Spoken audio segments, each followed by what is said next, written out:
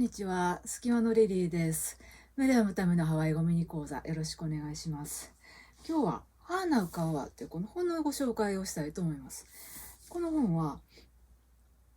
レイモミアカカさんという社会学やハワイ語を教えている先生が、ハワイの雨についてまとめた本なんですね。かなり厚みもあって、シグセーンさんのイラストがたくさん入ってたりとかして、とっても想定も綺麗な本なんですけれども、例えばカニレフア、ヒロに降るカニレフアについてはこんな風に紹介されています。ヒロの山手の、パナエバの森にレフアの木が群生してるんですけれども、森が静まり返っている時には鳥たちは安心して思う存分レフアの花の蜜を吸うことができる。なんですけれども、カニレフアの雨が降って風も吹いてくると木が揺れて鳥たちがびっくりして鳴き始める。そしてレフアの森に鳥たちの鳴き声が響き渡る。カニレフアっていうのは、レフアの音、レフアが立てる音っていう意味ですけれども、レフアの音という以上に鳥の鳴き声が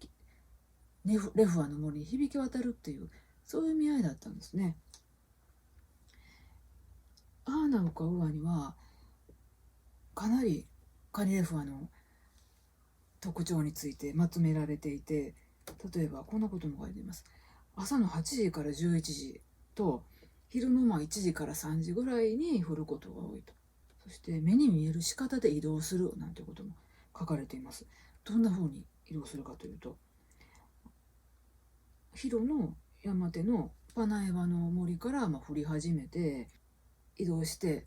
原の群生地にまで届くと。そんな風に目に見える仕方でカニレフアの雨っていうのは移動すると。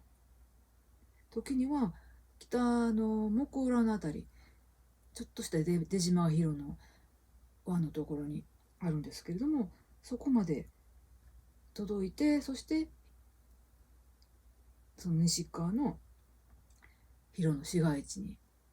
雨を降らせると。そんな風に雨が移動していく感じが目に見えるような仕方で確認できるような、そんな雨なんですね。広に滞在してた時に朝ごはんをちょっと早めに済ませて散歩に行ったりなんかすると、このカニレフアの雨に追いかけられるように雨宿りをしたようなこともありました。で、花を買うわというこのタイトルは、雨が花う、命を与えると、命を誕生させるっていう意味なんですね。雨が降って島の命が守られているって、そういう自然観が表現されているタイトルかなと思うんですけれども、雨の説明だけではなくて、その雨を詩的にハワイの人たちがどんな風にハワイ語で表現してきたかっていうようなこともかなり